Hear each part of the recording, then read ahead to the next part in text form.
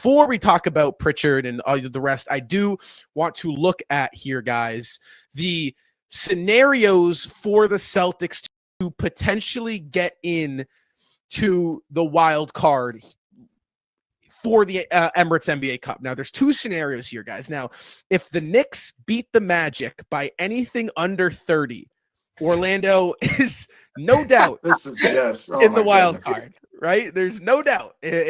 So we need the Magic. Yeah, so second one, if Orlando wins, Boston is in the wild card. If the Bucks beat Detroit by at least 5, or Detroit beats Milwaukee by at least 6. So there is some range. There is some range, right? Like it's weird. It's not normal. Again, the second year in this NBA Cup, Justin, obviously when you look at Boston tonight, right? Like I harped on earlier, there was an objective tonight. Boston needed to beat clearly a weaker opponent by at least 16 points. They weren't able to do that. They struggled defensively.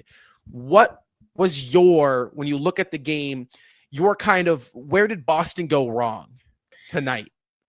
I don't think Boston went wrong tonight. I think Boston went wrong a week ago when we hosted the Atlanta Hawks without Trae Young. I think that's when things went wrong. And although the Celtics are going to finish this group play stage with a very sexy 3-1 record with a 23 plus point differential, that loss to the Atlanta Hawks is ultimately what lost them this tournament. Something about the Celtics playing the Hawks without Trae Young. It happened, I believe, once or twice last year. It's happened before, and it happened this year on the biggest stage. I mean, give Atlanta credit. This is a team that came in and beat the Cleveland Cavaliers, the number 1 seed, 2 times in a row, both by double digits. And this is a team that came in to the defending champion's house and beat them without their superstar player. So I don't think it was tonight where the Celtics went wrong. I think it was a week ago when we hosted the Atlanta Hawks. Right. But if you really want to dive into tonight, I just think the Chicago Bulls, guys, let's not forget, this isn't the same Chicago Bulls situation in the NBA Cup as last year. Last year, they were already out. They could have even beaten the Celtics, and they still weren't in contention for the group play stage. If Chicago won this game tonight, Rob, they would win Group C. They would have won this group stage. So this game meant a significant amount for the Chicago Bulls. This was not like we could just hand Boston this game. We'll play a tough first half, and then we'll kind of fade out. No, Chicago came ready to play because they knew the implications on their end as well, right? These two teams had a huge chance to come in and do something. So I think Chicago put up a fight. I think Seamus made a great point earlier, saying when Chicago took that 8 to 10 point lead, you felt that home momentum shift towards them. And then you had a guy like Peyton Pritchard come in and start hitting shots. I think it went wrong a week ago, Rob, if you want me to be totally honest with you. Right. Here's the thing. I'm not saying tonight was a perfect game by any means. I mean, we really dug ourselves out of some pretty significant holes tonight. Jaylen Brown didn't look sharp. Al Horford didn't look sharp. There were some costly turnovers late by Drew Holiday. But I think it dates back to last week. And it does. But, Seamus, defensively here with the Celtic squad. Last week, I don't know how much stock you put into the Kingsbury, weekly power rankings or whatever with the spider ladder. Boston ranked 15th here in net rating defensively. Now this squad, right, second year with this squad, has been a defensive powerhouse for their tenure together. This year, there seems to be a clear problem with interior scoring. Now, Seamus, do you believe that problem exists within the perimeter defense? Or do you believe that exists within the interior defense? I mean, it's a little bit of both. I mean, especially looking at tonight's game, I thought the perimeter defense was absolutely awful. I mean, Nikola Vucevic, he started the game out 5 of 7 from 3, and some of them were just wide open trailers. It's like, okay, Nikola Vucevic, we know he's a perimeter big and can be an inside big as well, an interior big. But when you're letting a guy just shoot wide open from the perimeter like Nikola Vucevic, that's not going to do it. And there were a lot of transition opportunities for the Bulls tonight where they came down the floor, and the Celtics, they really weren't on their game. And I thought last season, not necessarily around this time, but really fading into January and February, right before the All-Star break, the Celtics, they weren't that great in transition. And I thought it showed tonight. Not But at the all. interior part of the Celtics, I think there's a little bit of Porzingis in there because tonight and of course on Monday we see Porzingis inserted back into the lineup. But before that, we don't have him in the lineup, and we're really shifting around our big personnel. If we think Keita played a lot of games before Porzingis came back, Tillman was in there, of course Al Horford was in there, Luke Cornett. It wasn't necessarily a consistent cast of players. And I remember, Justin, on Monday you asked me about Keita if they planned that with Minnesota and Los Angeles coming in. And I forgot to mention this on Monday, but Keita, if you look at the personnel on Sunday with the Minnesota Timberwolves, Julius Randle can work from the perimeter. Right. Nas Reed can work from the perimeter. Gobert, he's very good at rim running and rolling to the rim and being in the right spots. And Keita, he's not necessarily known as a great perimeter defender. And yet, you look out on Monday against the Los Angeles Clippers, they have Zubac out there, and that's really their only big they have to throw at the Celtics. And he's only an interior big. He's not really a perimeter big. He can do some passing from beyond the perimeter, and there's a lot of pick and roll to his game, but he's not a threat from deep. And tonight we did see Keita a little bit near the end of the game, little bit. Didn't really see him at all, but that's when Nikola Vucevic was out of the game. We saw him tonight. He lit it up from beyond the arc, and Keita wasn't the personnel. It wasn't really the personnel for Keita to go against. You cannot. They were going to try to stretch Keita out to the perimeter if, of course, they put him in against Nikola Vucevic. So that is part of the interior story for the Celtics. Is it's just been inconsistent personnel throughout the season, and really I do expect us to be better moving forward because Porzingis is back. I thought we saw it on Monday against the Los Angeles Clippers. I thought there were multiple opportunities. Specifically, we saw Zubac get his points, but for their forwards and their guards, a lot of them found a lot of trouble going to the paint and getting the buckets in which they're typically used to getting against other teams because there was Porzingis down there in the paint. Keita did a tremendous job on Monday as well. But I think when you insert Porzingis back into the lineup, that does add an extra element to the Celtics defense because we talked about, Robert Williams, he was shipped out and that was going to, who knows, Robert Williams, that he was a big defensive piece for the Celtics.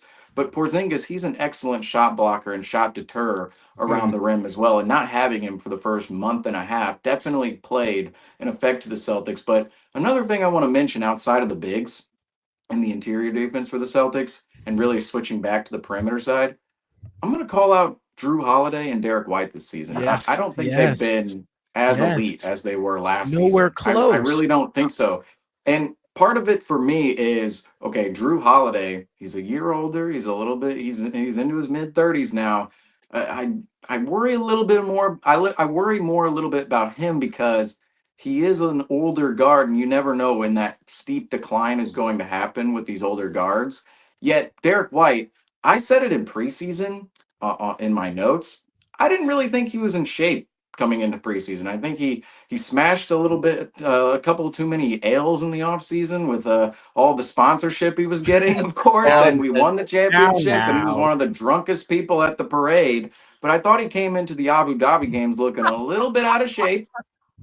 And yet now it's like, okay, we're not that great on the perimeter. We're middle of the pack in defense, period. And part of what makes us good defensively is Derek White and Drew Holiday being elite on the defensive end of the floor. And I just don't think we've really seen that out of them this season at all. Now, as we go on, as they get more repetitions under their belt, I do expect this team to be better because I think there's more of a calling to be better later in the season than there is in November, of course. But what we've seen so far, it's not really stacked up to what we saw last season at all. Not at all. And coming into this year, something I said on the podcast in particular, I mean, it was a huge talking point, Justin, if you remember this, was with Porzingis out, it leaves a gaping hole in that paint. It's clear as day. Horford, as great as he can be at times, he is not an interior defender, or at least to the level in which he was about 6 or 7 years ago.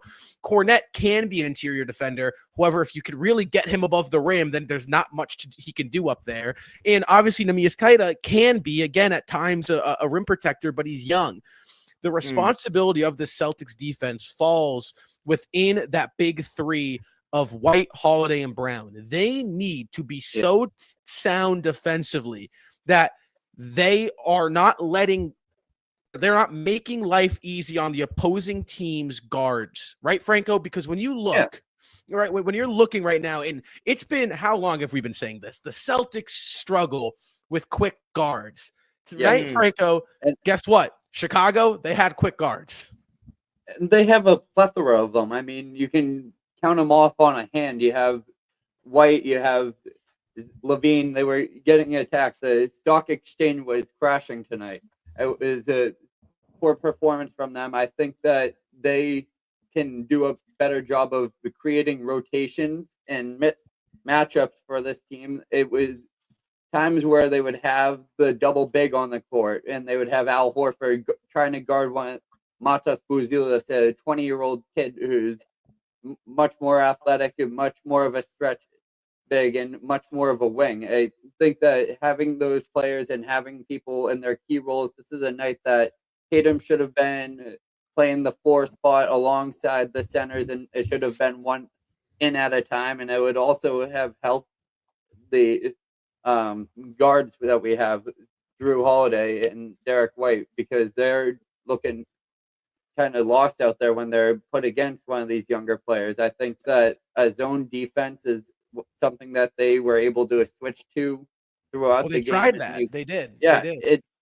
And I think that's an approach that is something that the Celtics should continue to harp on, especially if they're not as quick on their feet anymore. I think that having one of them take the ball, take the guard when they get off the court immediately at the half-court press is going to be key. I think that having those switches and helps ready is something that the Celtics have been very good at in the past, and also off-ball defense is something that we would see Jaylen Brown and Jason Tatum really step in tonight. And I'm kind of shocked that they weren't making those adjustments. Nehemias Queta, when he got his sampling in the fourth quarter, I think he looked great out there being the athletic big against Jalen Smith. I think that he's one of those players that can match up very well, especially against a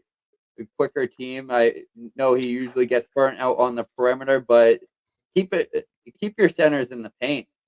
Right. You have to. And well, I'm going to bring this term back, highlighting, right? All year last year, what did I say? I said, let's highlight things. That's a highlighted, right? Right now, it's bright yellow, man. That defense, that perimeter defense, can they keep guards in front of them? You're going to see a lot of quick guards in the East, man. Brunson and Halliburton, Maxey. I mean, you probably won't see Maxey. However, the list goes on and on, right? There's a bunch of quick guards out in the East.